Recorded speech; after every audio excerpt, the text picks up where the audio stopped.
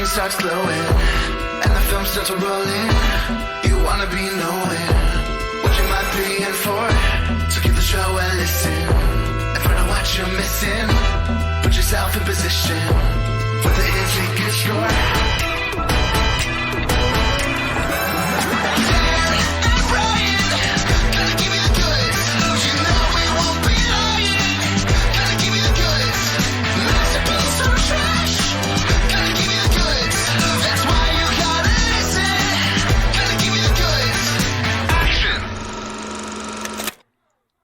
Hey everybody, and welcome to The Goods, a film podcast. We're getting up there in episodes. This is number 139. You out there, Dan? Plan 139 from outer space. Ooh, I like that. You know, that is a good title. Yes, because, as always, we're here on our film podcast to talk about some films. We are in the midst of our ongoing theme month, deep into said month. I think it's the 7th week of the month. That's how you know it's a good month. The last 7 weeks. Some of those early COVID months felt like they last 7 weeks. Yeah, you're right. And the month that we are in, the interminable but very enjoyable month, is our Movies About Making Movies theme month.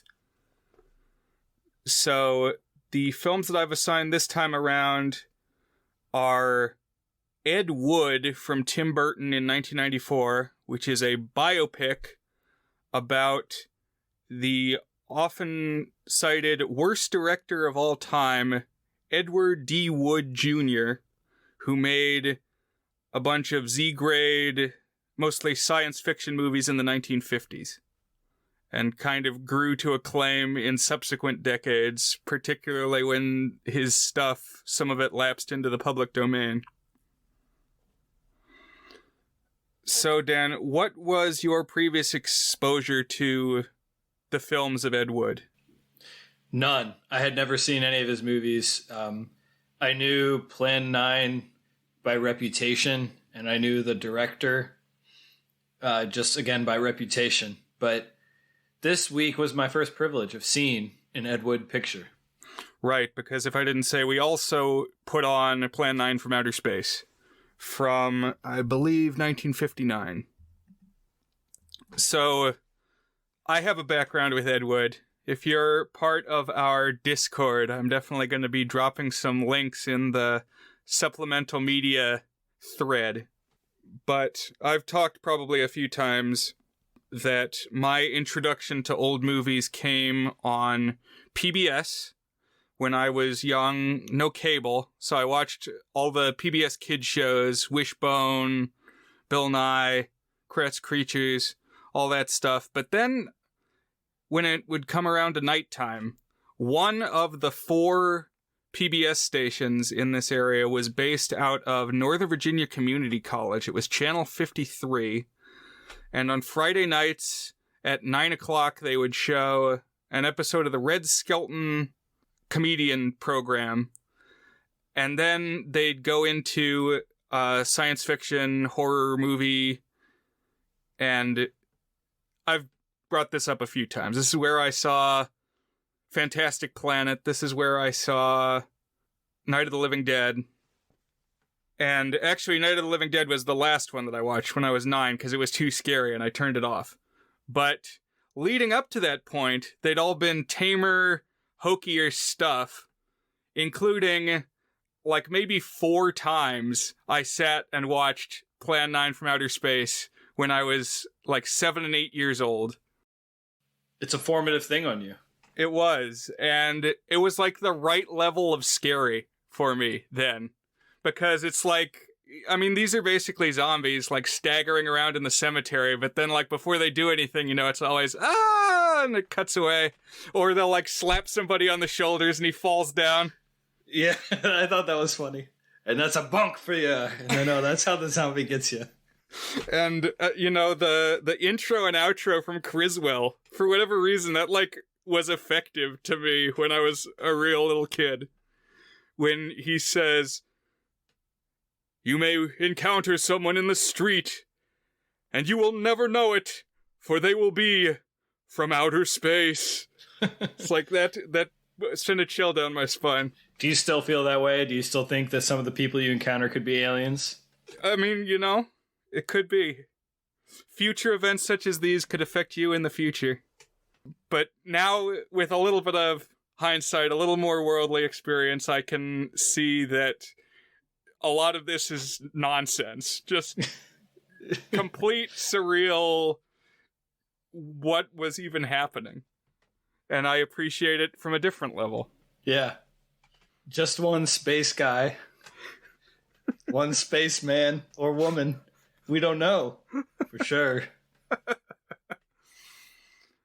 And then I started, to view it a little differently. And I first found out about this biopic in my freshman year of college. So 2008, I got into watching reviews by James Rolfe online, who is best known for his Angry Video Game Nerd series, but is, like, even over and above that into film.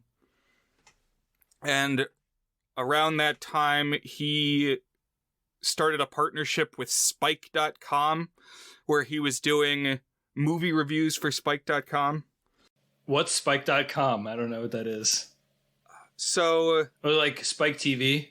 Do you remember there was a TV channel called Spike TV? Yeah. Okay. And I think it was associated with that. The, like, channel for men. Yeah. Which I think... So, Channel 53, to throw it back for a second, I mentioned that I stopped watching the movie broadcasts when I was 9 because I got freaked out. And I tuned back in when I was like 11 and the channel was just gone. And then it was static for a little while and then it became G4, the like video game channel, which is neither here nor there, except I think it was close on the dial to Spike TV, now that you mention it.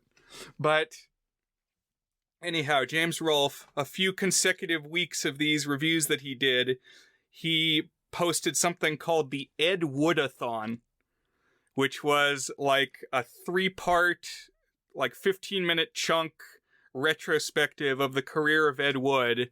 And then the final piece of this series that he was doing was about the Ed Wood biopic, which he said was one of his favorite movies. And I had never heard of this before. I had pretty much just seen Plan 9 from Outer Space. Subsequently, I've also seen Bride of the Monster, which gets made in the biopic. I don't know if I've seen Glenn or Glenda all the way through.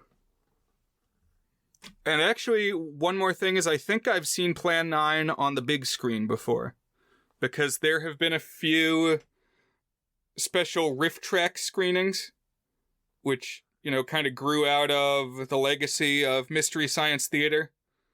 So screenings where they'd have these movies in the theater and then supposedly the hosts would be doing their commentary from some, like, bunker somewhere. Like, actually on these movie night events, they were supposedly live streaming, sitting somewhere and doing the commentary live, but they weren't in the theater with you. They were at one of, like, 1,000 theaters that were doing the event. Oh, okay. Interesting. That's clever, actually. And we were listening in, almost like a podcast, but a live podcast. So it's kind of interesting. Plan 9 never appeared on MST3K. I was reading this article in the past couple days that was just like retrospecting Plan 9 and its impact. And they commented that it was almost like either too obvious for MST3K in its stupidity, or it was like too sacred. It's like the text of bad movies. No, I feel like it had already carved out its niche. Mystery Science Theater was a kingmaker, bringing other things to people's attention, like Manos and Santa Claus Conquers the Martians. There's also been a Plan 9 remake from roundabout, 2016. I gotta get the exact year for that, but that was one kind of in the vein of we talked Feeders a few months back, and how there was a legacy sequel to Feeders, and it had like all the internet horror hosts involved. So this remake that's just called Plan 9 has got a lot of recent horror hosts making cameos, including Jerry Moore, actually. And also James Rolfe shows up. Oh, so nice. Yeah. Kind of, tying in that he was a part of continuing the legacy. There was a documentary made, too, and I couldn't find it anywhere. I didn't really spend too long looking for it, but it wasn't in my usual stomping grounds when I'm trying to find a film. And so I didn't get to watch it. I gotta say, it's almost kind of intimidating. I talked last week about how, or maybe it wasn't last week. It was when we were talking about 8.5. So the episode I've been editing, but I think 2 weeks ago we recorded. Anyways, I talked about how I find it like a little intimidating to watch great movies. I talked about it from the context of like I only get the chance to watch a great movie for the first time once. So I try and space it out, like watching the great movies. But with Plan 9, I felt a little bit of that too. It's like, am I in the right headspace to watch this legendarily bad movie? Am I going to appreciate all of the intricate badness of it? And like, I wanted context for like, what are the things that people have latched onto specifically? So I would definitely watch a documentary about it. And I did like we'll talk about the relationship between the biopic and the movie, but I really liked how you could see the spirit of Ed Wood in the biopic, and that made me enjoy the silliness of Plan 9 even more. Yeah. Yeah, I'd be interested to see the documentary too. So what order did you watch these films in, Dan? I did Plan 9 and then Ed Wood. Cool. Would you like to talk about them in that order? Whatever you prefer. That's fine by me. Cool. So, Plan 9 from Outer Space, for whatever reason, has kind of lived in the public consciousness as Ed Wood's opus. I feel like Bride of the Monster is pretty similar. I mean, it's more like zero budget, cardboard tombstone, mad scientist type stuff. But Plan 9 is the one that put him on the map, so to speak, even though, as it says in like the postscript of the biopic, he never really amounted to anything, which is kind of the point. And the way that it framed it, it was like if you were to read the sentences like without knowing what it was, I forget exactly what the wording is. Maybe you have it memorized, or maybe we can look it up, but it's like he continued to not gain movie, but he also struggled to make movies. It was like, no, he just failed. He was a nothing. And it made me laugh. I'm going to see if I can find the exact wording when we get there. But Plan 9 from Outer Space kicks off with an introduction from our narrator named Criswell, who was a television psychic of the day. He's got it's black and white, so it looks like he's got like shock white hair and a tuxedo. And he's doing like a news report. I like the setup of this intro where he's got this like nebulous pattern lit behind him, and he like the lights come up on him and he starts this tale about, you will never believe the shocking facts about no, he doesn't say Plan 9 from Outer Space because that wasn't the original title of the movie. He says, you will never believe the shocking facts about grave robbers from outer space. One detail here, I just went to one of my usual gray market viewing grounds for Plan 9, and the one that I found was colorized. So it was, we talked a little bit about this. So it's a black and white movie, and I gathered after about maybe a quarter of a second that this was just bad post-added colorization, because it is real bad. But just for context on how I watched it, I watched a poorly colorized version. I actually ended up watching the colorized version this time too, and supposedly it's like a pretty recent colorization. I think of colorization as being an effort of like the early home video market, like mid 80s artifact, where they decided that was a good idea and then shortly thereafter decided it wasn't. But this said, like, what I read, that in the 2000s at some point they did this colorization effort. And what blew my mind a little bit was there was this one scene where there's like a picture on the wall. They're just in a bedroom somewhere, and a picture on the wall is like in crazy sharp focus.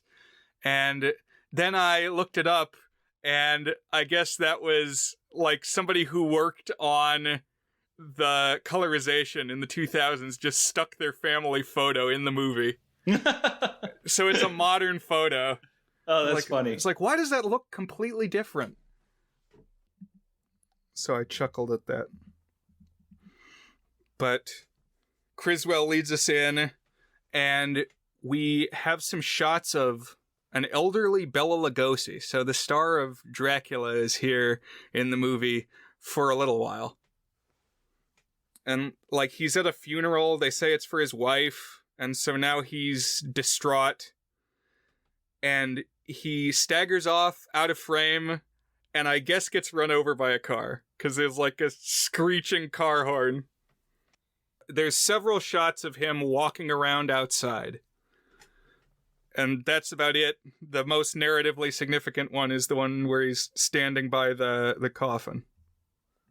But, so the man and the wife have been interred in this cemetery. And pretty soon, they're out of their boxes. They're up walking around and confronting people. I think they kill the grave diggers first. I liked, actually, with the colorization, that they left the zombies gray. Yeah. I thought that was kind of cool. I guess you could have done it green or something like that, but it achieved a good effect. Yeah. Right, like leave just the zombies in the black and white and everybody else is colored. Was kind of cool. Mm-hmm. And now that people are dropping dead, going missing, the cops start investigating the cemetery. And it's this group of bumbling cops who got reused in a few Ed Wood movies. They're supporting cast members in the biopic. And I think this is a good time to talk about what this movie actually looks like, because that's part of what just makes it so strange. This is when I really noticed it. So it's almost like trippy. It's because it's these really cheap and flat sets, but the back is not lit at all. And so you get this really strange effect of like things in the foreground that are lit up, but also like not well and consistently lit. So it almost feels like an unintentional bit of like chiaroscuro lighting like they use in film noir, like the harsh lights that just give you a disorienting effect. But I think it's like via incompetence, not via artistry. And so it's just like, it kind of feels like you're in a shoebox or something like that. It's so strange. And then it gets even better, because then they'll be like talking, and because that gives the impression that it's night because it's just dark behind them. And then they'll like step outside and it'll be like bright as day, like just the sun up in the sky. It's like, wait, hold on, I thought it was night out. What's going on? And then they'll step back somewhere and it'll be night again. There's not a lot of attention paid to continuity in this film. And one of the cops investigating is like 2 heads taller than the rest of them and twice as wide. And this is Swedish wrestler Tor Johnson, who you kind of just got to see a picture of him to understand. But he's like a minotaur or something. He's just a really big husky, or like a bulldog man. What's the line in the biopic? He's a mountain or something like that. Oh man. Yeah, I'll return to it. But I just want to say that I love how optimistic Johnny Depp is the whole biopic. He's just always brimming with enthusiasm. He doesn't rip down any sinks in the biopic. So, Tor Johnson is this detective for a little while. He's got a few lines that are almost unintelligible because he's got this thick, gruff accent. But soon, he goes around the side of a mausoleum or something and runs into a zombie. So the two ghouls that we've met at this point are Bela Lugosi, and also the female ghoul is Vampira, who was arguably the first horror host showing horror movies on TV. If you're trying to picture this, picture Elvira, because Elvira basically copied. My head was like, hold on. I thought she was a lot younger than this. And I was like, oh, it's not the same person. So they have the same exact look.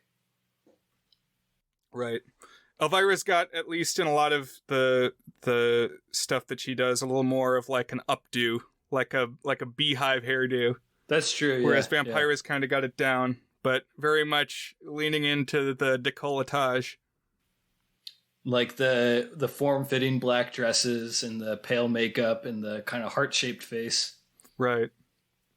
But now the zombies have grown their ranks to 3 because Tor Johnson is among them. And he's got these like freaky contact lenses in. This was a great... This is kind of a tangent. Okay, I guess I'll just follow this thread. I was putting my daughters to bed last night, and my 6-year-old stank up the bathroom. And I made a face because it was really smelly in the bathroom.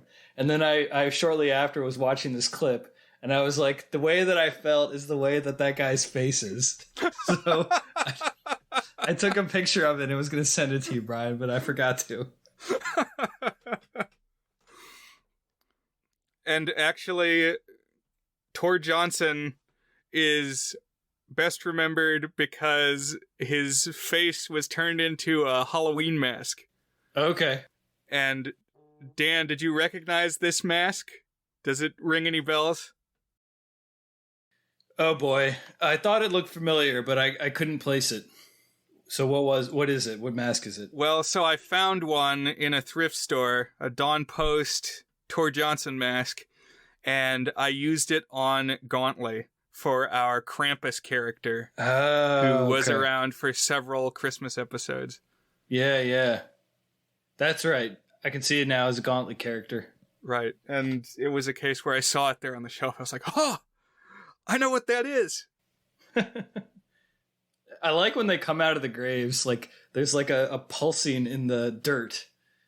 But I actually did genuinely like the first shot where it may not be the first one, but one of the shots where he rises out of the grave. It might be the first time Tor Johnson rises out of the grave. It's got all this spooky lighting, and then like he comes up very dramatically and like fills the whole frame, and you really do get a sense of his hugeness. I think that's the best shot of the film, and he makes a good zombie lurching around. Mm-hmm. But this is not just a zombie movie, because we also have aliens in the mix. We cut to a pilot in the cockpit of a plane, allegedly, and out the window, he sees the plane being buzzed by a UFO. So, do you have anything to say about this cockpit set or anything with the plane, Dan? Well, all of the shots that are like kind of special effects are hilarious. They're like clearly things dangling on a screen. And I'm trying to remember the cockpit in particular. I think, was that the one that just was literally a gray wall background, or was that a different one? Yeah, there's like a gray wall and a black curtain, and there's a thing on the wall that looks like a styrofoam plate that I think is supposed to be some kind of gauge. And then each pilot is holding like half of a paper plate. It's like After Last Season with the cardboard box machine that they have at the beginning. That's right. And also, they made a big deal about this cockpit scene in the biopic, which, when I was a little kid, I definitely didn't register. It just, I think it looks, I mean, it doesn't look good at all, but I am willing to accept in, like, theatrical terms that, okay, this is a plane. Also, there's a lot of stock footage use in this movie. So, like, anytime you see the exterior of a plane flying, like over the Pentagon, it's like, oh, okay, that's a plane flying over the Pentagon. Well, he just got that footage from somewhere. Yeah. And a lot of that kind of stuff with the military as well. There's this one clip of a satellite dish spinning that he might have used 37 times in this flick. It just shows up again. It felt like it. It was probably only like 2 or 3 times, but it was like the goddamn satellite again. If you go to the tape, you'll see that satellite clip is in the Gauntlet intro. Oh, nice. One of several Plan 9 shots that I incorporated there. Now, was Plan 9 in your film favorites, your 100 film favorites? I can't remember. It was not. Okay. But as with some others, I it's one that I hold in a special place, even if it's not among the 100 best. Mm-hmm. That would almost be doing it a disservice, I think. Right. You gotta let it hold its special place of badness. Let it be bad, yes. Did we talk about the aliens yet? Well, we're getting there. So we've seen the UFOs are flying around. The pilot goes back to his house, and his wife is there. They live right next to the cemetery, and also it seems like the UFOs are consistently dive bombing their house. And I think they live near Hollywood. It was a little hard to keep track of where everything was, but they talk about that the UFOs are over Hollywood. So I like to think that's where this pilot, Jeff Trent, lives. But then it cuts to Washington, because word has spread that these UFOs are out there. It's getting published in the newspapers. I guess you see a guy sitting in like a phone booth or something reading a newspaper that says UFOs over Hollywood. Apparently that's Ed Wood holding the paper. Okay. I feel like the movie is not very consistent on like how much the public knows about these aliens, like what the take is on, because it's a big news article, but then it's like we have to be secret about it too.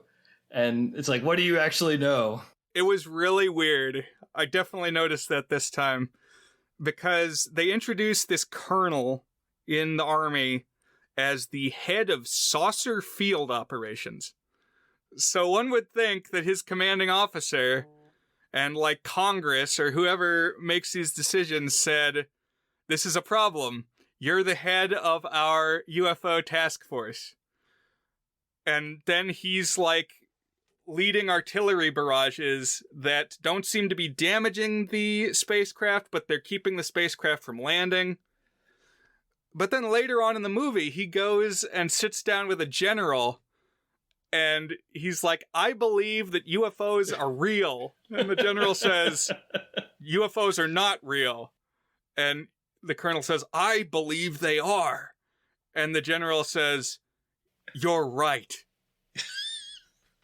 It's like, what? Who? His job is to be in charge of saucer field operations. So who gave him that job? Also, I like that the way that he got clearance was he stated his belief 2 times. That was when he got the second time. That was when they could admit it. Are you sure? Yes. Okay. And this time I also really noticed the scene where the artillery is firing at the UFO. Like, you've got shots interspersed of the colonel standing in front of a gray wall and, like, gesturing with his hand. And then stock footage of the guns firing. Okay, I think that's what I was initially thinking the cockpit was the gray wall of them saying. But now I'm remembering, so the cockpit, it had, like, a curtain in it, right? Right. Yeah, okay, gotcha. We're good. Slowly and in meandering fashion, the storylines start to converge. So all this time, the cops have been, like, wandering around the cemetery, basically. One of them has a good line. They pull up to the cemetery, and he says, I've been here so many times, I feel like I should get a lease on the place. It made me think of the hot cops in Arrested Development. Because they're all handsome fellas. That's true. And have a swagger about them. I do want to shout out the detective who's with them, who's like Inspector Clouseau or something, and then he's got the trench coat and like a little mustache. But I love that this guy just does everything with his gun. He scratches his nose. He has no safety concern, no trigger discipline. Yeah, he's like, pushing up the brim of his hat and pointing at people. And he's doing it all with the gun. That guy right there. Just waggling it around. Can we talk for a second about how many genres this matches up? Is because it's like a zombie movie, yeah, and it's an alien movie, and it's like a government conspiracy movie, but it's also a little bit of a detective movie, and it's kind of like got, with the airplane stuff, it's got some vibes of a disaster movie too in there, and I was just like, what the hell is going on in this movie? It's like it's a lot of stuff mishmashed together. And as everybody starts to convene in the cemetery, and of course, Pilot Jeff, I think his name is, Pilot Jeff is kind of taking the helm. He's our hero. And so he's going to start unifying the efforts alongside Colonel Edwards, who's out there now too. But we start to learn, and I guess the general explains a lot of it, that yes, there are aliens. And not only that, but we've apparently been communicating with them for a while. And we apparently have technology that translates alien broadcasts. It had some good name. It was like the Robolinguister or something. But the general plays like the latest voicemail they got from the aliens. And it's pretty dire. It's like, if you will not allow us to land, we will need to eliminate the human race. And then he says, we got this message a month ago. Like, is that the kind of thing you sit on? I mean, one would think that in the nuclear age, you would not let an existential threat sit in the drawer for a month, but... That was that was the biggest laugh of the movie for me, is like they're doing this message, they're playing this message, and then the two guys are like sitting there and they're like making surprised faces and like looking around all curious, and it was the funniest bit of acting in the movie for me. I'm wondering if they were even hearing anything playing, but like I just like to imagine them sitting there doing this acting thing where they're not even hearing it. It's like, act like you're listening to something, but and so they're like putting their hand on their chin and stuff. That's a good point, because at one moment the pilot looks out the window of the plane and then he turns around and says, "Do you see that? It looks like a flying cigar." And a flying saucer does not look like a cigar. No, not even a little bit. But it could definitely be a case where they didn't know what it was going to look like. I know, yeah. It had to get added. Cut that in later. Yep. Or maybe he knew what it was going to look like, but he didn't do a second draft on the script, you know? But pretty soon we finally get to see the aliens piloting these craft. And most of the time we spend with a male and female grunt pair, like lower tier alien officers. The guy is named Eros and the girl is Tana. And they answer to their glorious leader of the aliens, who's like up in the mothership that they periodically check in with. Not voiced by RuPaul this time. No, but I mean, it's not too different. This actor is a guy named Bunny Breckenridge, or Bunny is the nickname. Definitely prominent in the biopic. The aliens were my second biggest laugh of the movie, because they're just people in shiny shirts that talk a little funny and do this funny gesture where they tap their shoulders, like crossing their arms before they enter or leave a room. Like, that's how you know that they're weird. There's something else. They don't do human things. They tap their shoulders before they leave. That's like the part of their culture. And it's like the cheesiest. They're like just shiny garments you buy at a party store, you know, that they're wearing. And the leader has like an icon of a halberd, like a pole axe on his tunic, like he's at the Renaissance fair. Too. It's like, who uses an axe in this space age civilization? Why is that your emblem? I didn't catch it. Are we ever given an explanation for why they're just people? Like the aliens aren't aliens, they're just people? Are they like trying to blend in or something? Or are we just to take that these creatures from another planet happen to be exactly identical to humans in appearance? Yeah, I don't know. I accept it. They do play it up in the biopic where they're asking Ed Wood, shouldn't I have antenna or something? No. You look just like an alien. Yeah, that was pretty funny. But one thing in the colorization, there's a moment when one of the like trio of lead human dudes punches Eros the alien and his face turns green. So I think they must have added that to be like, oh, his disguise is slipping.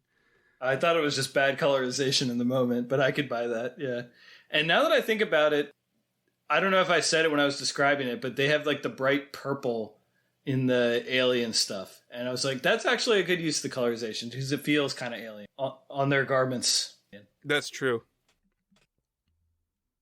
Before the humans meet up with the aliens, they have a confrontation with the Bela Lugosi ghoul like halfway through the movie. And to supposedly scare the humans or something, cow them into surrender, the aliens announce that they're going to like shine a laser beam on Bela Lugosi and dissolve him to dust in front of the humans. And so they do that. It just really seems like that diminishes the ranks of their army. Like they only had 3 zombies and now they've killed one of them. But the reason for this is because Bela Lugosi died early on, like prior to most of the production of this film. And so he's in a few shots where you see his face, where he's walking around outside mostly.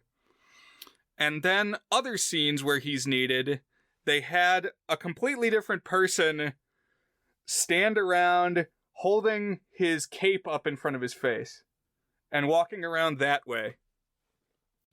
Yeah. So it's also a vampire movie, by the way. So they pile that on the genre list. Wikipedia called this method of getting around an actor dying fake shimping, because apparently in some of the Three Stooges films, there was an actor who was not Shemp who was trying to convince us that he was Shemp. So there's a whole Wikipedia article, fake Shemp. We haven't watched any Three Stooges here on the pod. No, maybe that will come. But everybody's together among the humans, and they go into the graveyard where one of the alien ships has landed, I guess. And now is the big showdown, where they confront these 2 aliens we've been seeing, Eros and Tana. And the aliens lay out what their whole deal is, why they have beef with the humans. And it's basically the plot of The Day the Earth Stood Still. Have you ever seen that one? I saw the remake like when it came out, so I don't remember it in the slightest. But I haven't seen the old one. Did that have Keanu Reeves? Who was in the remake? I don't remember. I don't remember a single frame of it. Let's see. The Day the Earth Stood Still. 2008. 15 years ago. Yes, Keanu Reeves. Okay. Well, the original, I think, was 1951. Mm-hmm. And it's got this basic thrust, which is that the aliens have come to Earth because they detected that humans have developed nuclear weapons.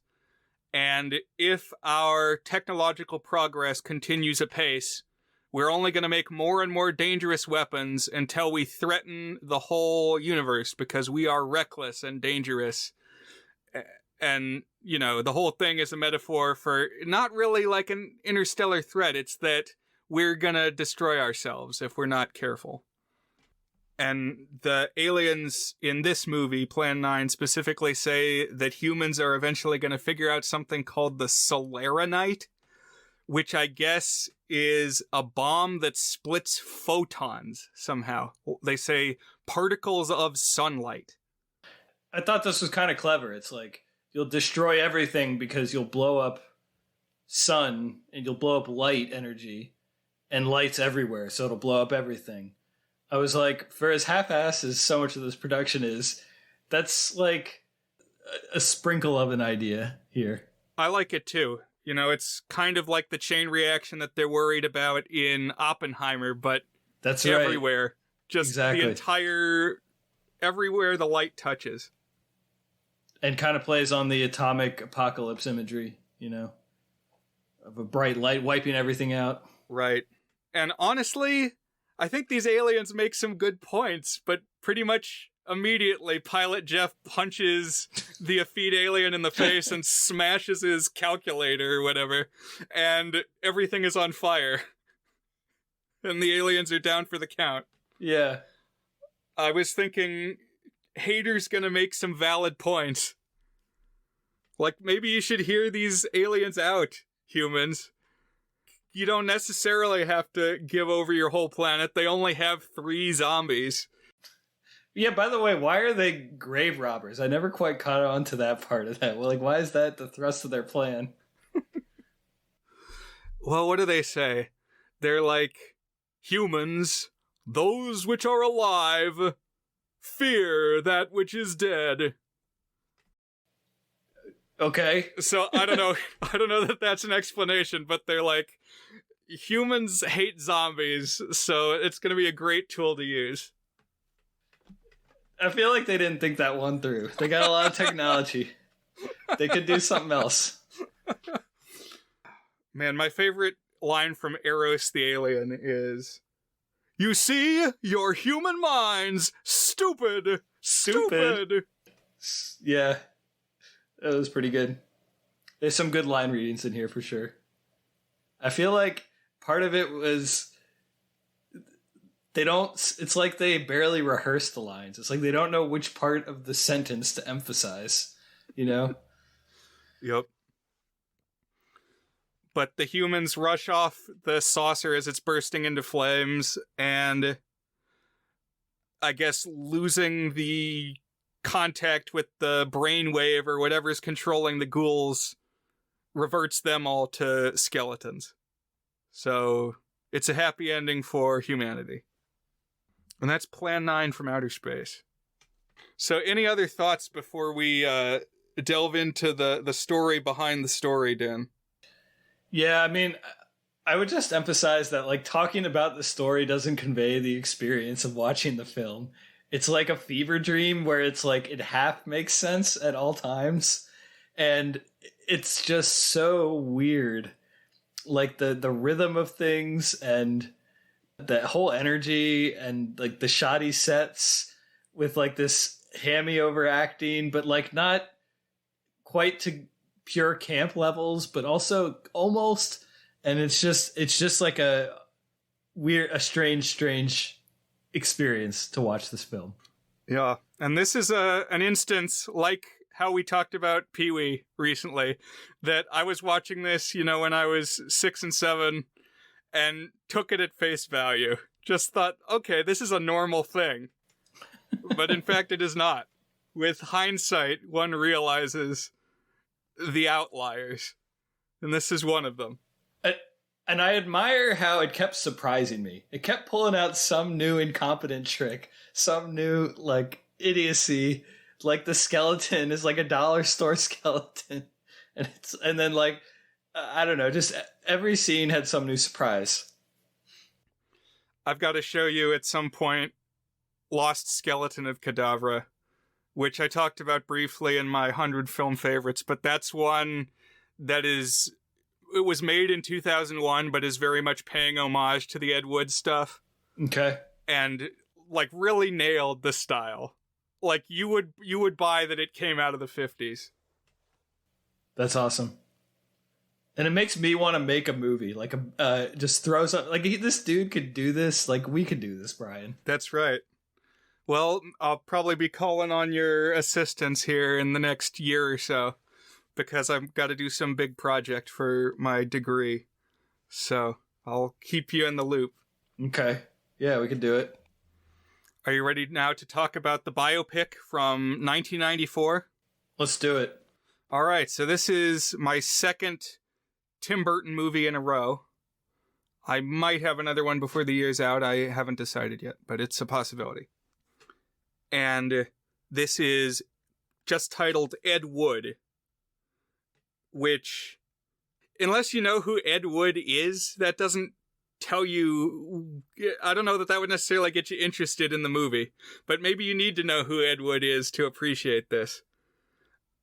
Yeah, I feel like the phrase "the worst director in the world" comes up. Something like that would have been a good title, you know, playing up the badness of it. I think so. I think that would have just kind of clued people in. Like, I mean, even the P.T. Barnum movie, you know, gets called The Greatest Showman, and, like, definitely more people know who P.T. Barnum is than Ed Wood. Mm-hmm. Like, there's another movie that's just called Ed Gein about the serial killer, and... I mean, like, if you just were walking down the video store aisle, you could just as easily pick up one or the other, I feel. Ed Wood or Ed Gein, yeah. Yeah. But I also feel like, not to belabor it too much, I don't know what Ed Gein is. You said that's a movie or it's a show? Yeah, that's also a film, yeah. Yeah, so, like, the purpose of that could be to, like, show that how a human turned into a monster, potentially. So, like, there could be thematic purposes of why you, like, take this dramatic thing in serial killer, bad director, and, like, give it the title of the human underneath. But I feel like this biopic is not really interested in, like, the complex human Ed Wood very much. It's like Ed Wood as, like, this driving force of optimism was the word you used. I think that's right. Like, the very essence of creative ingenuity. This movie makes me smile, and I'll probably say that a few times. But it kicks off with Ed Wood, who is played by Tim Burton stalwart Johnny Depp. And actually, if you hold up pictures of him in this movie and the actual Ed Wood, it's pretty good casting. I mean... Tim Burton is going to call on Johnny Depp every opportunity he gets, at least in this era. But I think it's good casting. Yeah, I thought he was good. I don't really know what Ed Wood looks like, but I tend to care less about those things. We talked about that a little bit in the Greatest Showman, I think it was. I liked that he really captured a really distinct persona. I was like, okay, I kind of get what Ed Wood is, and, like, Johnny Depp was fun to watch as that version of Ed Wood. Who was Ed Wood actually like this? I don't know, but I can imagine this version of Ed Wood as played by Johnny Depp. Exactly. Yeah, I'm on the same page.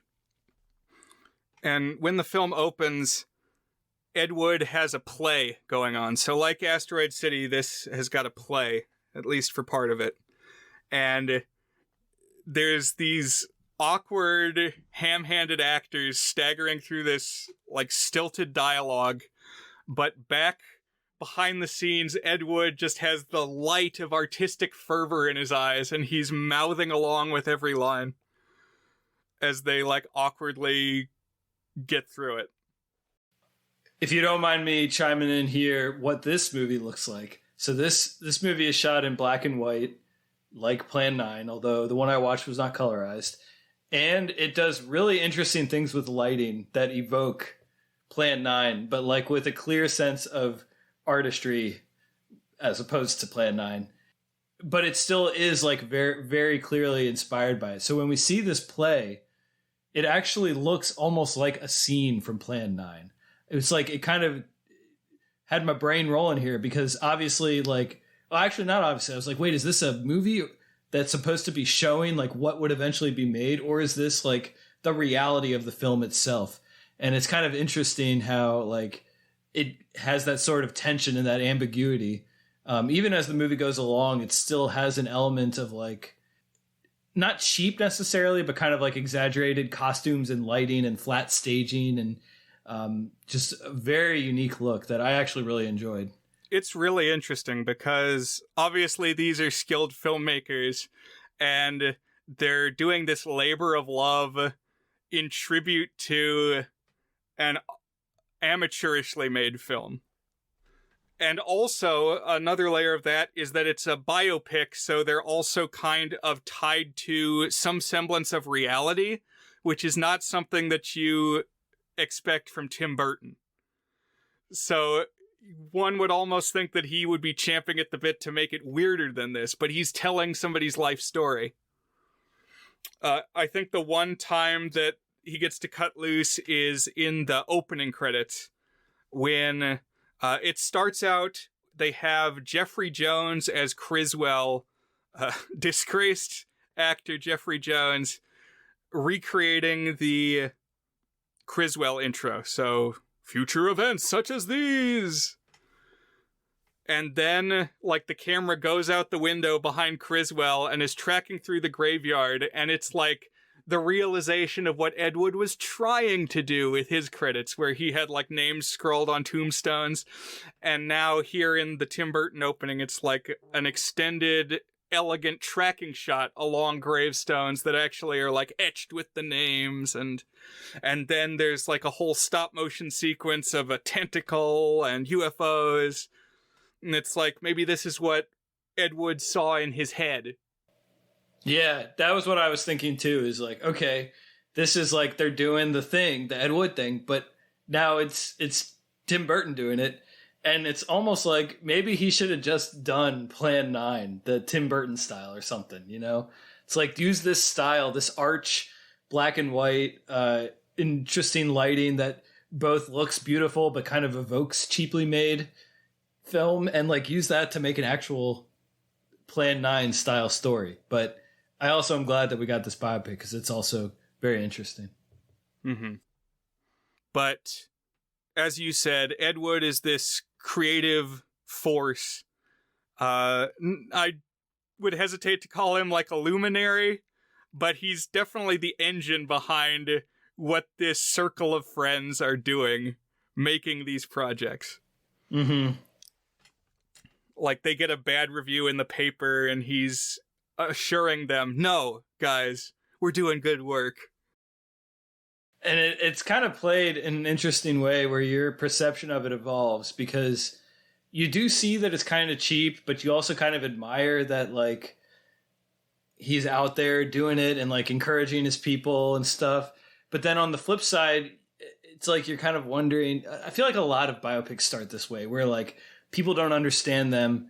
They're not appreciated in their time. And then it, like, turns out that they're, like, geniuses. But that, we never get that flip. We never hit that inflection point, the curve back to genius. No, just the whole time they're mocked and misunderstood. Yeah, Ed Wood stays consistent. But he works on, I think it's the Universal lot, as like a teamster, basically. Maybe he's a grip.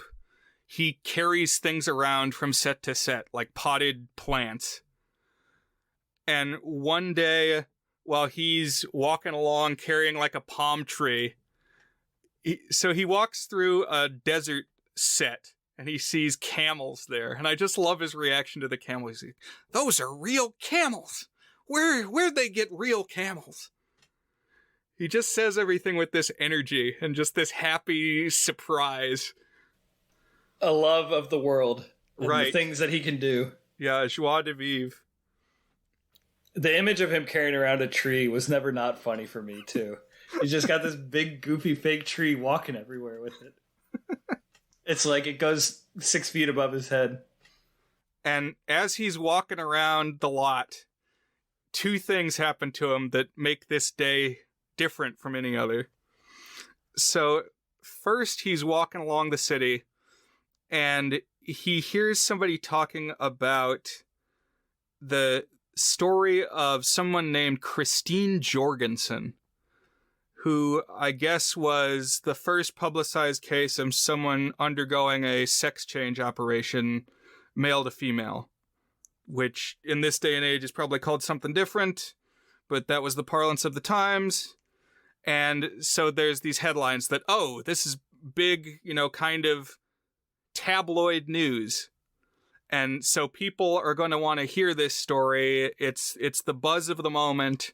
And he finds out that somebody is making a Christine Jorgensen movie.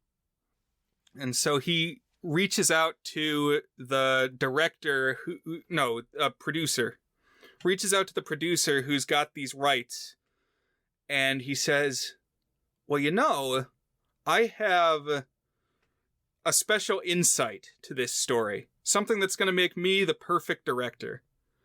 So he goes to meet with the producer, who of course is just this exploitative guy concerned with just an edgy premise, exploitative premise, and making a cheap buck, fast buck off of it. Quick schlock, yeah. Yeah.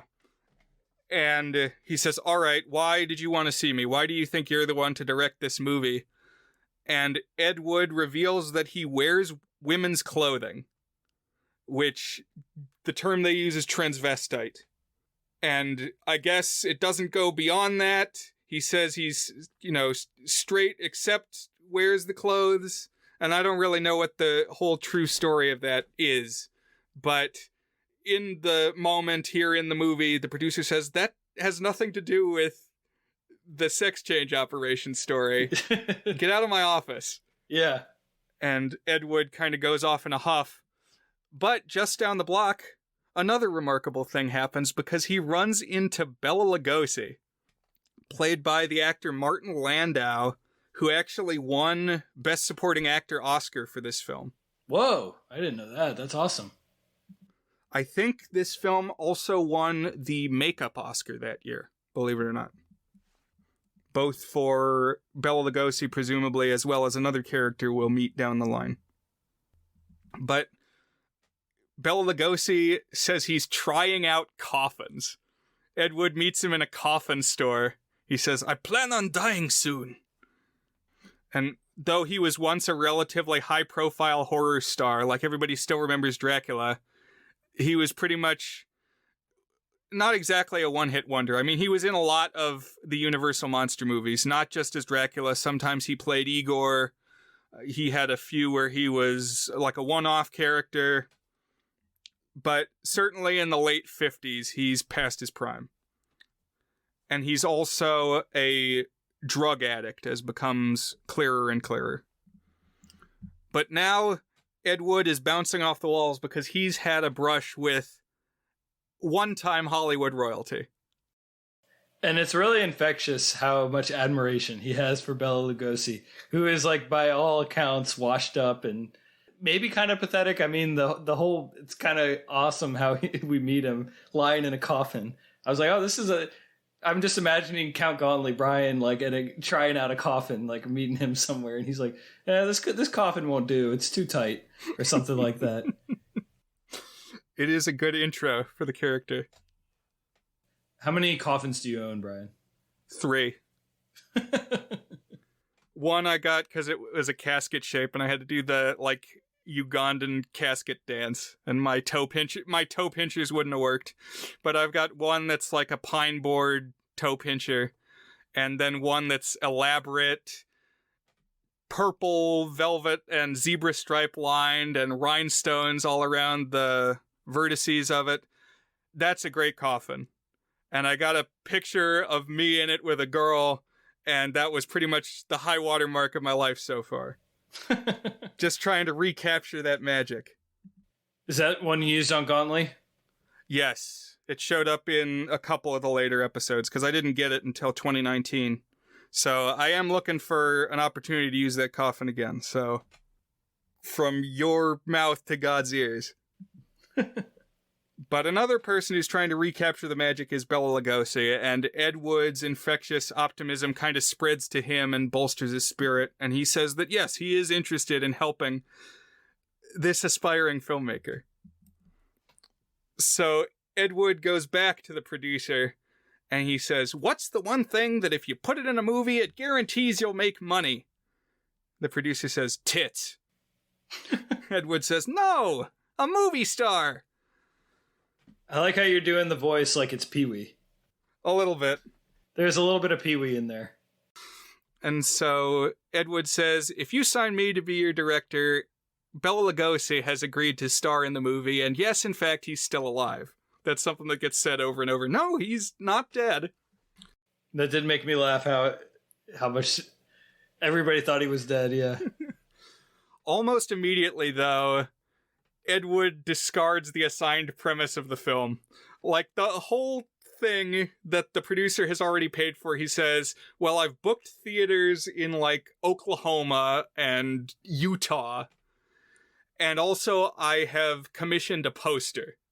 And the poster says, I changed my sex.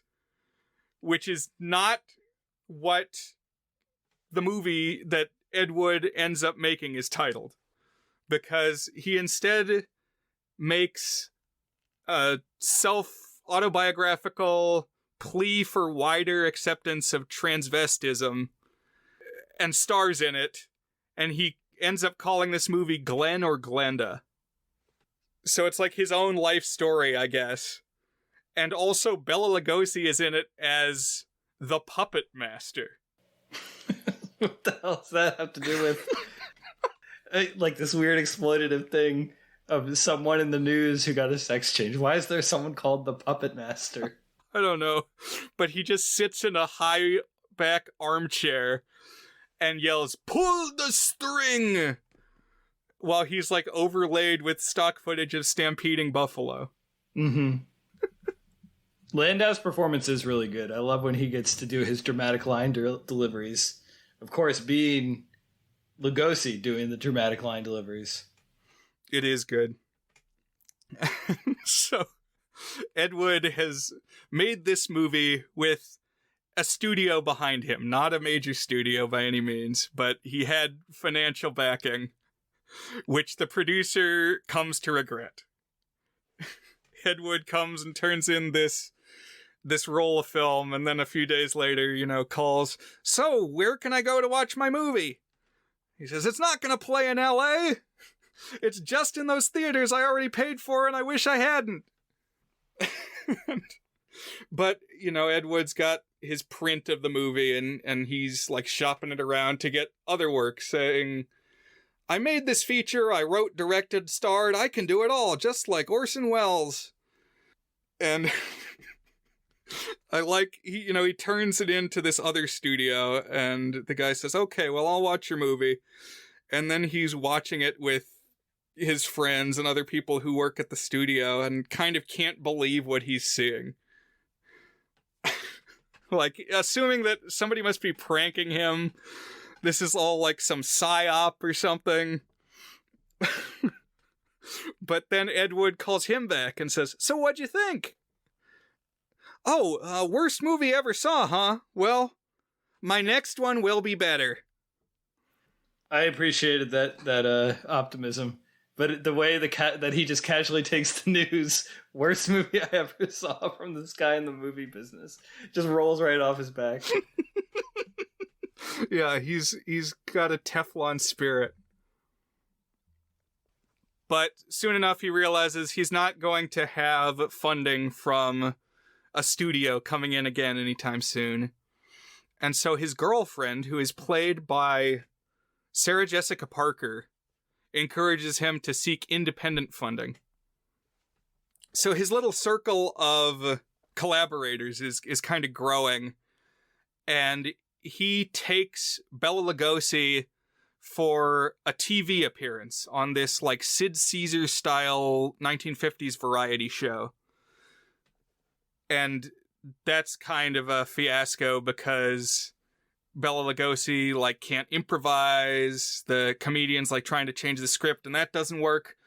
But the most important part of this scene where they go and appear at the TV station is they meet Criswell on like another soundstage. And I like Criswell. I mean, I like the real Criswell, and I also like how he's portrayed in this movie. Because he kind of like can't believe how naive Ed Wood is, but also, is kind of drawn to him and likes him, sees something that he likes. And Criswell delivers a bit of advice to Ed Wood that show business success relies on humbug. He says, "If you look good and you speak well, people will swallow anything." This is Jeffrey Jones of like Ferris Bueller's Day Off, Amadeus, Mom and Dad Save the World. And he was in... We can talk about how these actors cross over, but he was in the Sleepy Hollow we watched. He's one of the old guys who dies. I think that was right before his personal life came to light. Yeah. And if I'm not mistaken, there was 2 overlaps with City of Ember. Landau is in City of Ember. And then Bill Murray, who we haven't gotten to his character yet, he's in City of Ember too. Oh, man. So, for a class, I have to watch this new Apple TV show that's called Silo.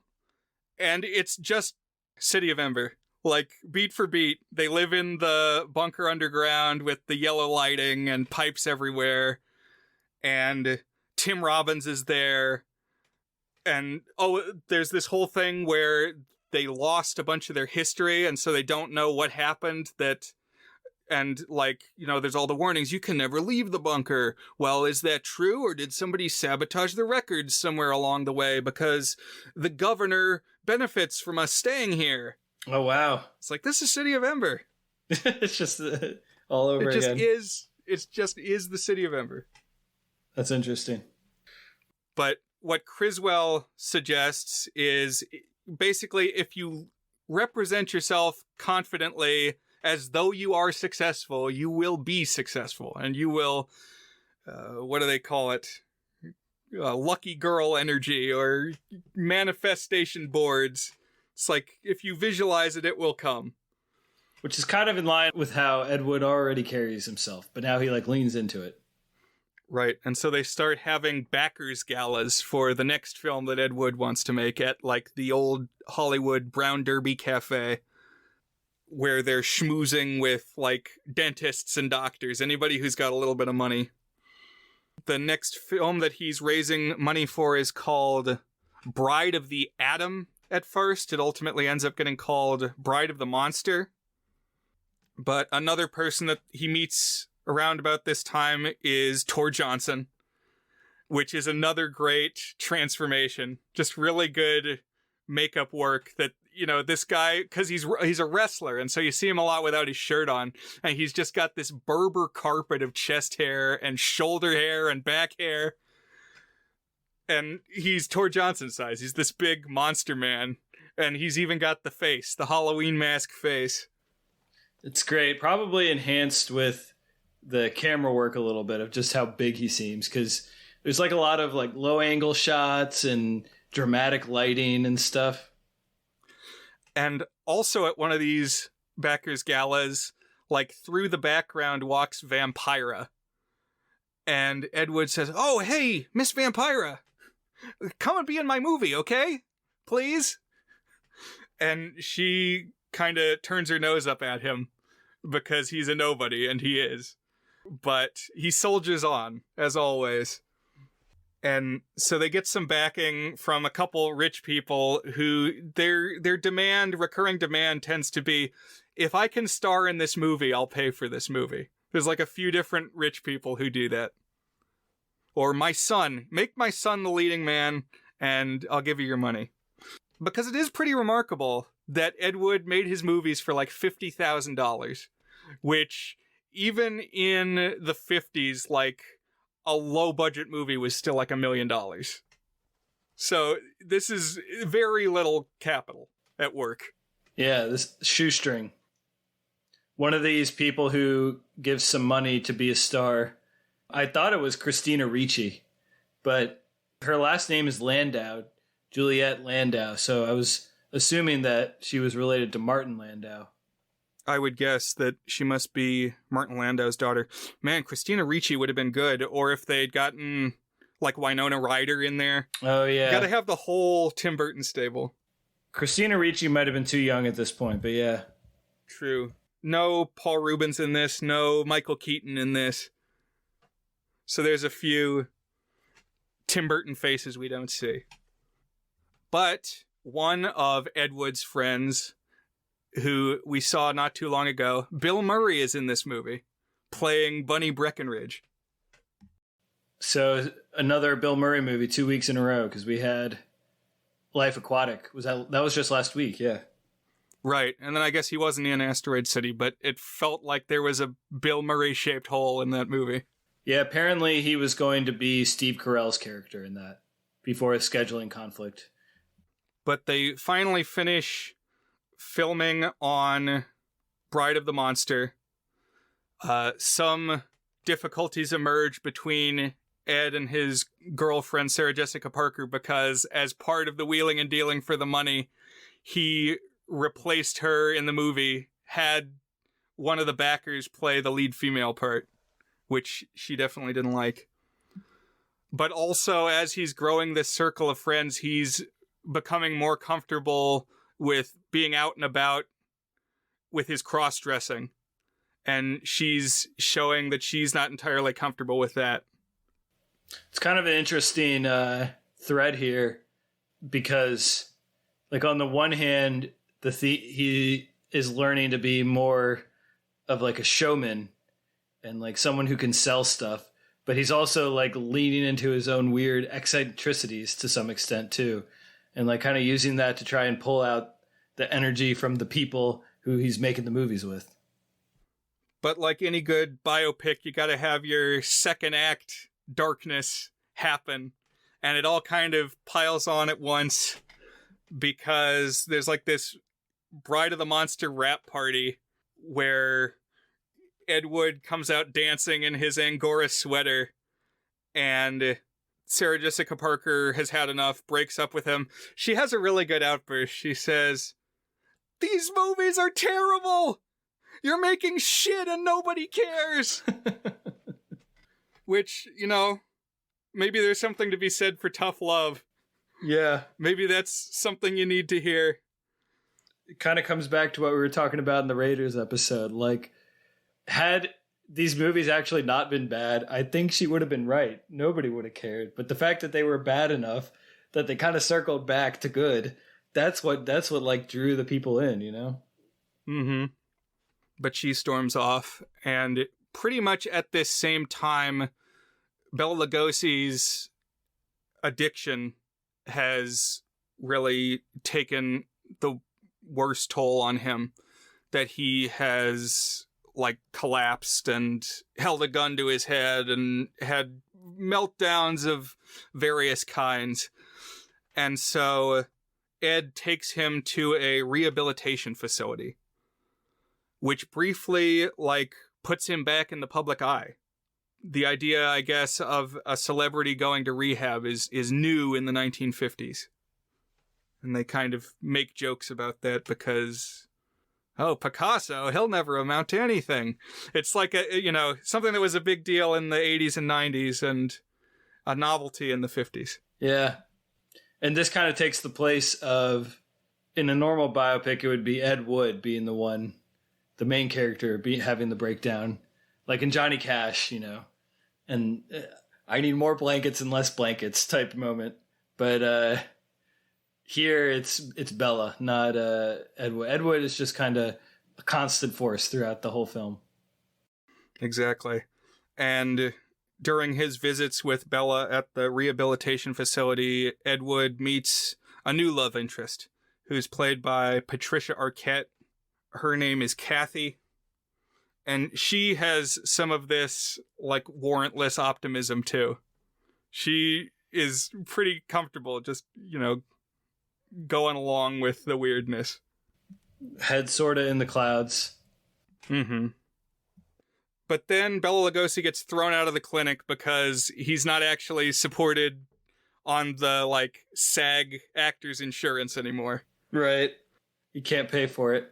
And Ed's like, You're all better, man. You're all better. And he's like hobbling out, like barely alive. And Ed Wood says, "It's okay. We're going to make another film project." And he gets out a tripod and captures like a single shot is how it's presented in this movie of just Bella walking around in front of his house. Mm-hmm.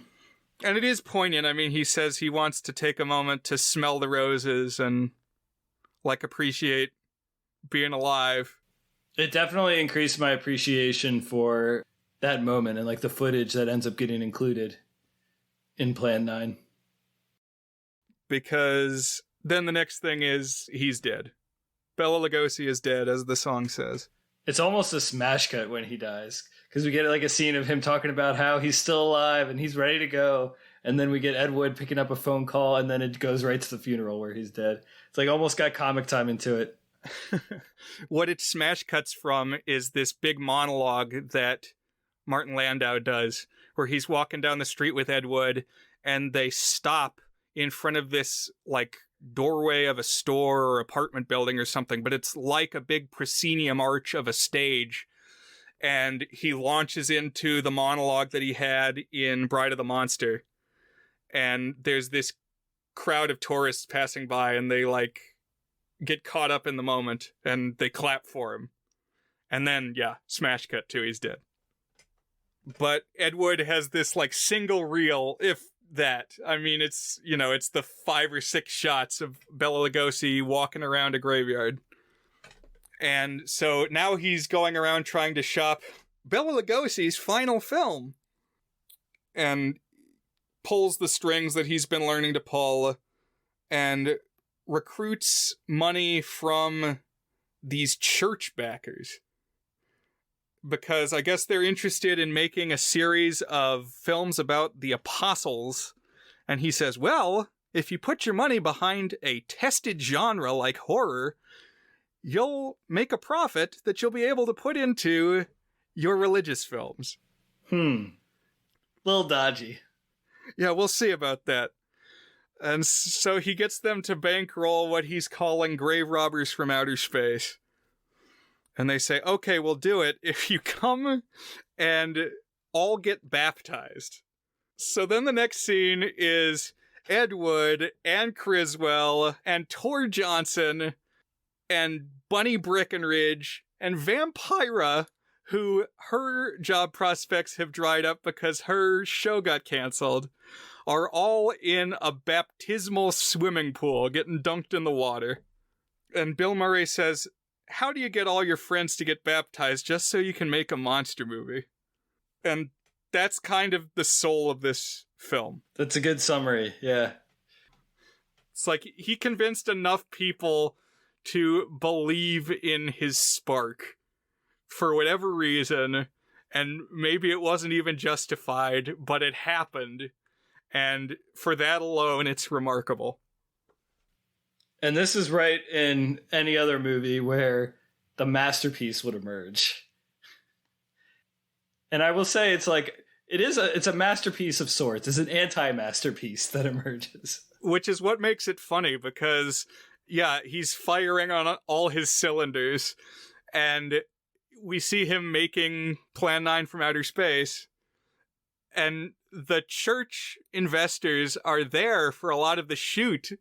And something that's gone on the whole movie is that whenever Ed Wood is shown capturing a take on camera, he'll say, action! The take happens, people bumble through, cut, print it! That was perfect! And 20 times in the movie he must say, that was perfect! And this time somebody finally calls him out on it. They're like, Mr. Wood, that gravestone fell over! Do you know anything about the craft of filmmaking? And so now Ed Wood is, for the first time, starting to get fed up. He's getting frustrated and put upon. And it builds to a head when he comes out amidst these Baptist investors in his Angora sweater and like a blonde wig. And they're at an impasse. So Ed Wood storms off the set and he goes to a bar. Some of my favorite movies is when the weird creative is despondent and goes to a bar. Mm-hmm. What are some other examples of that? Well, UHF is the big one, and we'll dig into that perhaps, since you did for your birthday that thing you do. Maybe in January we'll get a UHF episode, and I'll get to talk about the UHF bar scene. Okay. But in this bar scene, Johnny Depp walks in. And he sees at the other end of the bar his hero, Orson Welles. So we have this probably almost certainly never happened, but is perfect for the purposes of the movie, meeting between the alleged greatest director of all time and the alleged worst director of all time when Wells and Wood sit down in a booth at a bar. I didn't even think about it from that context, but you're right. That's pretty funny.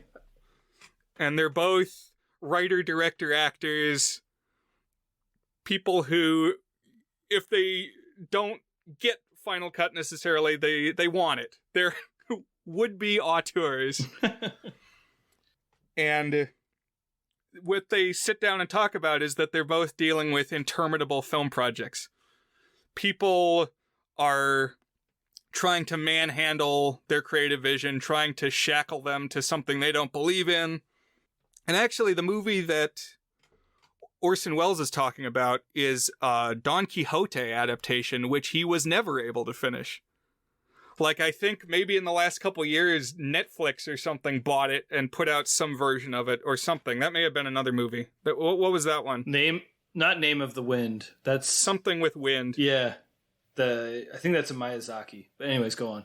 Okay. Not the same project then, but similar. Something that he was working on for years that never came together. But Wells tells Wood that visions are worth fighting for. And the Wells actor, it's like dubbed. So they got this big actor, and most of the scene is from behind his shoulders, and you're just hearing an Orson Welles impression from noted Orson Welles impressionist Maurice LaMarche, who played Brain on Pinky and the Brain, and basically the whole Brain performance is just him doing his Orson Welles impression. There's a lot of Orson Welles in this. It's not just the scene. He's got like posters of it and of Citizen Kane, and he talks about Orson Welles every now and then. But with his fire lit anew, Ed Wood goes back to his set. He tells the backers, "We're gonna make this movie my way," which I don't know if that's something that a director can just tell the producers. I don't think you can get away with that. Certainly not with Ed Wood's level of clout, but I guess they are all green alike. They're all new to this, so he's ultimately able to get away with making Plan 9 from Outer Space. And we see everybody goes to the premiere of Plan 9 from Outer Space, and they sit down to watch it, and it starts up on the movie screen, and we see the pie pan flying saucers zip across the screen on fishing line. And once again, Ed Wood has that light in his eyes, and he turns to his girlfriend and says, "This is it. This is the one I'll be remembered for." Obviously tinged with irony. I love how this final scene is shot. It's so good in a whole bunch of ways. First of all, like you really feel like the hugeness of it. Like it's probably just a normal theater, but the way it's shot, like something about the wide angle or something, it just feels like this infinitely vast theater. And then you can almost sense it reminds me of in The Simpsons. I forget exactly what the context is, but it's like a long shot on their face and the smile gradually turns to a frown.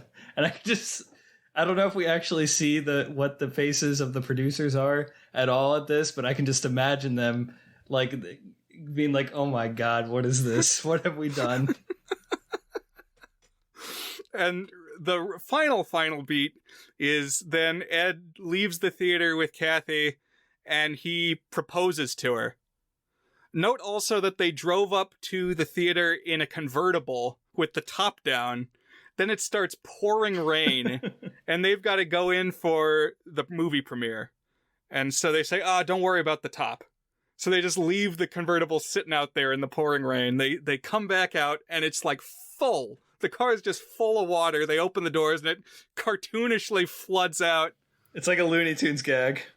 And then Ed Wood proposes and Kathy says, "Yes, I'll marry you."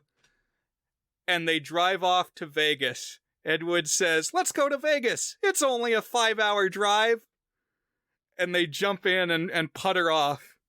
And I just love that. That's probably one of my top 5 favorite movie endings, with that delivery of "it's only a 5-hour drive."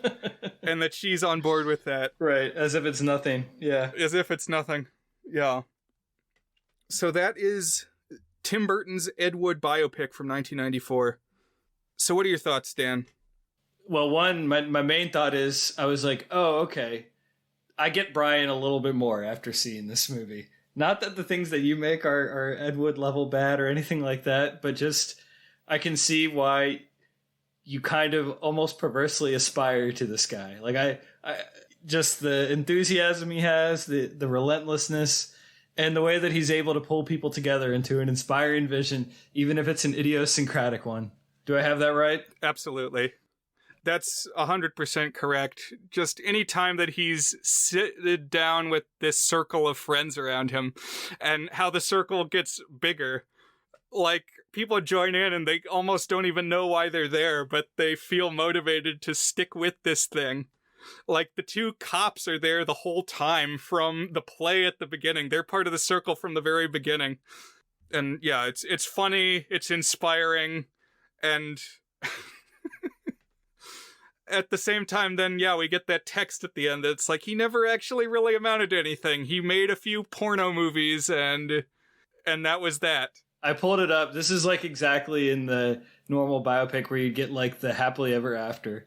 Edward D. Wood Jr. kept struggling in Hollywood, but mainstream success eluded him. After a slow descent into alcoholism and monster nudie films, he died in 1978 at the age of 54. 2 years later, Ed was voted worst director of all time, bringing him worldwide acclaim and a new generation of fans.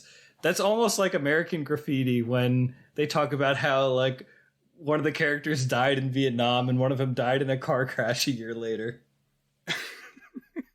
Yep. So a few years post Plan 9 from Outer Space, Ed Wood made a movie called Orgy of the Dead. But Criswell was still sticking around, so he's in there somewhere. I haven't actually watched that one. But yeah, Criswell is on the poster. So I don't know if I want to see Criswell in the Orgy of the Dead. I don't know if I want to see the Orgy of the Dead at all, honestly. I might be with you on that. But yeah, that's what lay in the future for Ed Wood.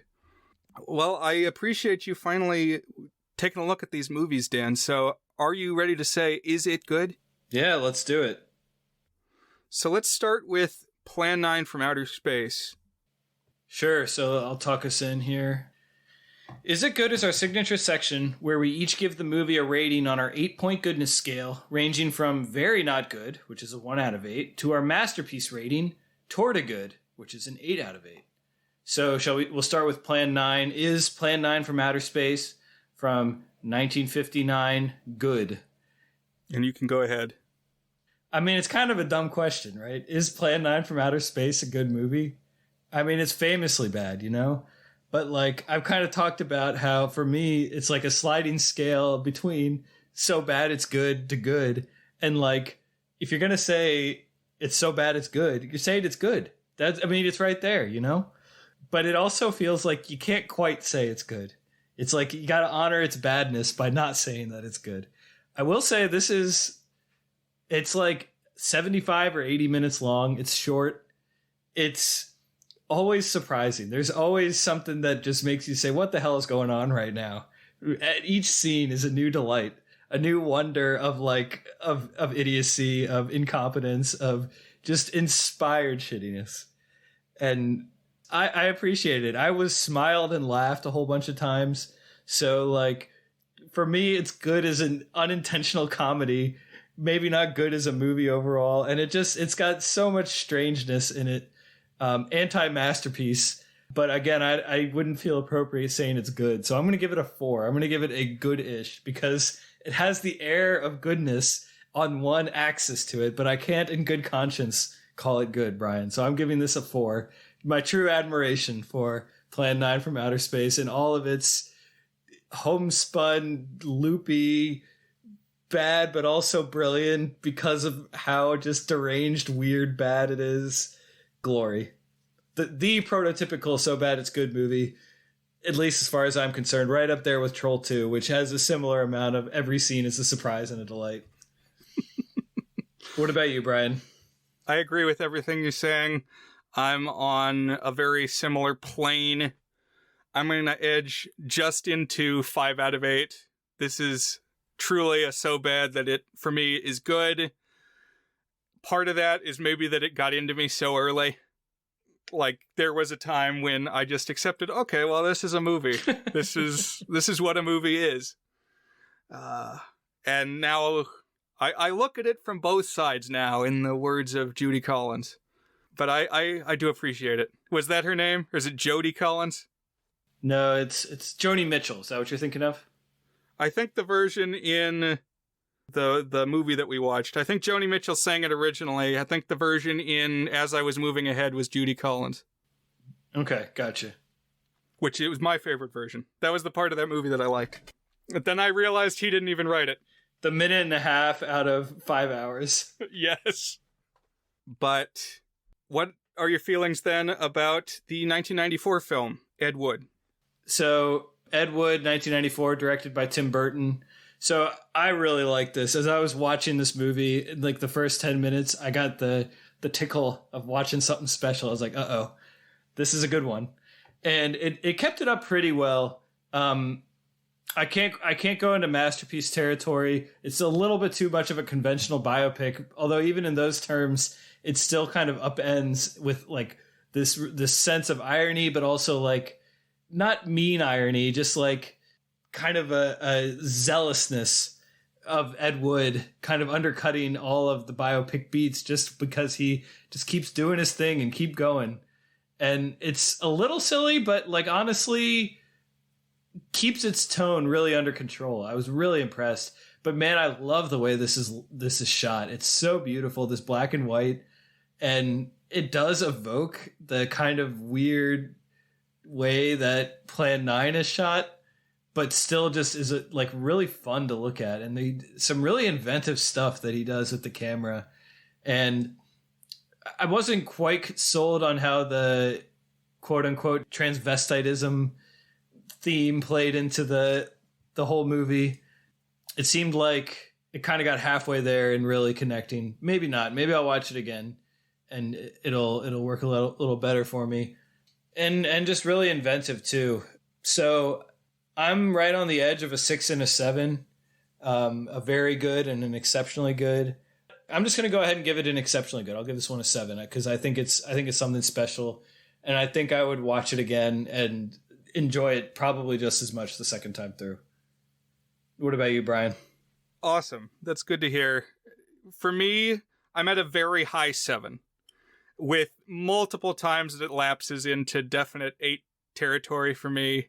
Like I said, that ending is one of my all-time favorites. Just how happy he is and has stayed throughout the lion's share of the film. He never wavers. And that, yeah, she's along for the ride, and they're climbing into this just drenched car to drive 5 hours. Aquarium, yeah. Because it's both of those things. It's like the patheticness of it, but the optimism in spite of that. And I think the cast is really great. All the people playing these outlandish roles, and then to think that actually these were real people is pretty wild. And then to go to the tape and watch Plan 9 from Outer Space, it's like, wow, they really nailed it. At the same time, it's like more moored to reality than many Tim Burton films, because it is that standard biopic. So it's interesting territory. But yeah, I think for me, a high 7, exceptionally good. Okay, yeah. It's a special one. Definitely close to my heart. And so, Dan, I don't think our extravagant month of months is over yet. So what lies ahead? I knew from the start I was going to pick a David Lynch movie before this month was done. And so the question was always, what David Lynch movie am I going to pick? And the two options are Mulholland Drive. Have you still never seen Mulholland Drive, Brian? Yeah, this will be new to me. And the other option is Inland Empire. So I've actually never seen Inland Empire. And I considered picking both of them, but I can tell you that there's enough movie in Mulholland Drive to make up a whole episode by itself. And then Inland Empire is like a 3.5 hour extravaganza. And like, I was like, I want to give both of these their proper due. So I think at some point in the future, I'll choose Inland Empire. I feel like we got to level up to that, because that one's like, I haven't seen it, but by reputation is like the even more insane version of sort of what Mulholland Drive kind of kicks off. So I'm going to pick Mulholland Drive, the David Lynch 2001 film. And I've seen this one a handful of times. I've written about it on the Goods Film Reviews website. And we're going to have a lot to talk about with this one, Brian. There's a lot going on in this one. That is Mulholland Drive from 2001. All right, I'm looking forward to it. And yeah, I think there will be more picks in the not too distant future where it's just one movie. Yeah, this is my first pick this month or this quote unquote month that is. This is my first pick in this quote unquote month that is just one film. I did 2 in all of the other ones, 4 in one of them. So, but this is kind of my last movies about making movies month pick. And so had to be Mulholland Drive. So that's what we'll do, Brian. I'm looking forward to it. Me too. Thanks everybody for tuning in here on The Goods.